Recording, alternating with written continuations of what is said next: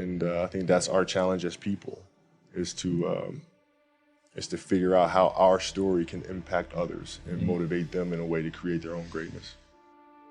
There's a quote from one of my English teachers at Lord Marion named Mr. Fisk. He had a great quote that said, "Rest at the end, not in the middle." And that's something I always live by.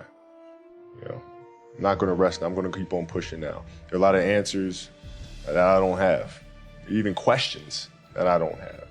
But I'm just gonna keep going.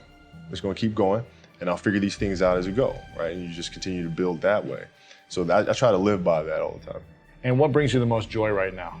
Being with my family. Really? That is the most fun. It's just, it's hanging out with them all summer, being able to like do things that I ordinarily couldn't do. Yeah. Because of training, because of season, stuff like that. So being around them and watching Bianca grow up, because there are a lot of things that I miss with Natalia and Gianna because I was playing. So being there every day with them is so much fun, man. So it brings me the most joy. What does love feel like?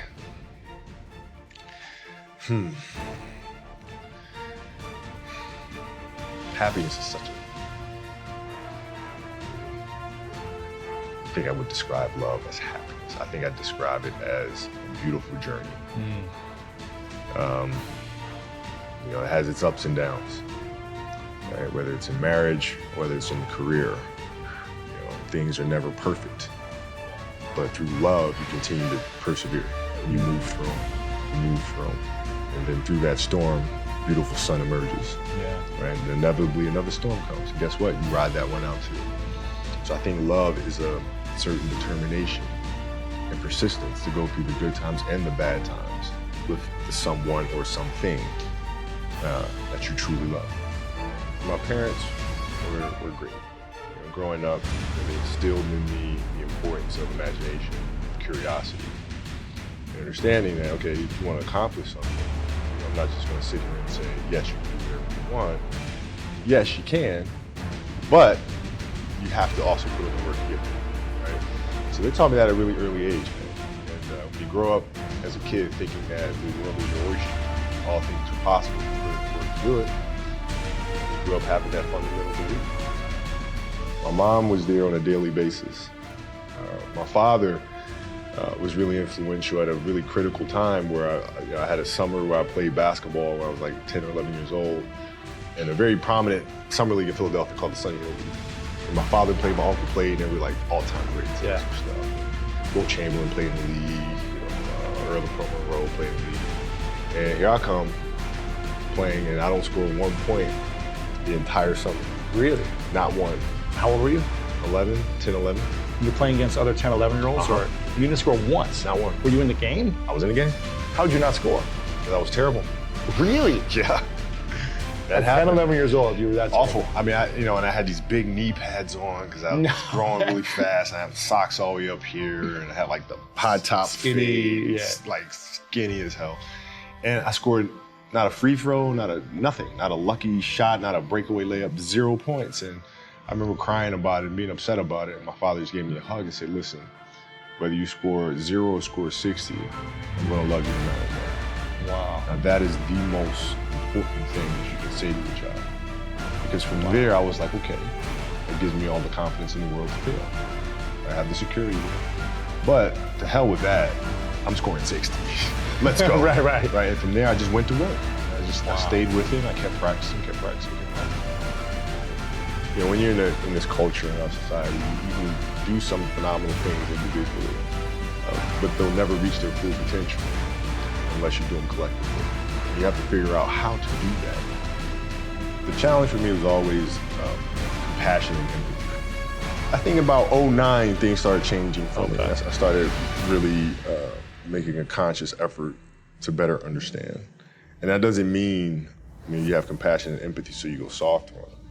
It's more like you put yourself to the side and you put yourself in their shoes and understand what they're feeling. And then you have to make certain decisions of, okay, what buttons do I need to push with this player to get them to the next level? So it's not sit around and it's all happy-go-lucky type of thing. If you're a leader, your job is to get the best out of them, even if they may not like it at that time. one of the things that I had to learn is how to get the best out of my teammates. Yeah. And most people think it's a simple thing, pass them the ball. That's not how you make guys better. You have to really affect their behavior. How do you do that? So, I would tell guys, we got back-to-backs. I don't care if we're in Miami, I don't care if we're in a great city, Chicago. You can't go out, we gotta get rest. Right? Back-to-back games. Back-to-back games, right? Monday, Tuesday. You play Monday and play again Tuesday. Guys aren't gonna listen, right? You're right. So a few times say, all right, we'll all go out. Go out together. Really? I'll drink with you, right? The next morning, I'm banging on your door at 5 a.m. Let's go. They're not getting Where are we going? I hung out with you, now you come hang out with me. Wow. This is what we do, all right? Let's go. We're at the gym, we're working out, right? We hit the bus, we go to practice, we play that night. And they're dead. And they're dead. And they're like, oh, lesson learned. Really? Lesson learned. Take them out once. Listen, if you're gonna do that, but don't let that compromise what we're here to do. Right. This is why we're here. This is why you're here in the first place. But what does losing feel like to you? It's exciting. Why is it exciting? Because it means you have different ways to get better. There's certain things that you can figure out, that you can take advantage of, right? Certain weaknesses that were exposed that you need to shore up, right? So it was exciting. I mean, it sucks to lose. Right. But at the same time, their answer is there if you just look at them. I'll give you an example. So Katie Lou Samuelson is one of the best college basketball players in the country. She plays at UConn. She's going to be a senior. And they just had a really tough season last year where they lost to Notre Dame in the final. And so I asked her, I said, have you watched the Notre Dame game? She was like, no. I said, well, why not? I said, I don't want to watch that. I said, I know you don't, but you're going to play Notre Dame this year, yeah? Yeah. There's a chance that you see him again in the final. Well, you'll probably see him again. I said, well, you can't show up and play them without knowing why you lost that one, right? So, the mistakes that you made in that game, you have to do the hard stuff and watch that game and study that game to not make those mistakes over and over again just because you weren't brave enough to face it. So she came down to the office. I brought her down to the office and we sat down, we watched that game together, right? And you gotta deal with it. Face it. Gotta deal with it. Face it, learn from it. When you play for 20 years, I played for 20 years, you reach a certain level, you're like, okay, wait a minute, I have to start again at the base of a mountain and try to climb to the top of this mountain. First of all, what mountain am I climbing? I don't even know, like, what the hell am I gonna be doing? And it's very scary. It's very scary. Even for you? Oh, absolutely. Wow. Absolutely. And the thing that helped me actually was hurting my Achilles, because that forced me to sit there and say, okay, the day could be today that your career is over. Now what do you do? You have these ideas about doing something with your life after basketball, but what if today is the day that's it? Now what do you do? So I had all this time sitting there with my Achilles injury and contemplating and thinking, and I said, I better get to work. Wow. And that was that. The mentality book is really about process and craft. I've broken the book up into 2 sections. And process is really about the process of preparing, through injury, recovery, studying of the game. And then the craft is the actual performance and the tactics. And so a lot of things that I learned through the game are through photos. You can look at a photo and see like a player making a move, look at the angle of his feet, look how he's using his hands on defense. And I can really break down things to the smallest detail through that. And that's what you'll see in this book. I mean, it's really a basketball Bible. You'll see how I break things down, like how I'm looking at things to the smallest of detail. Yeah.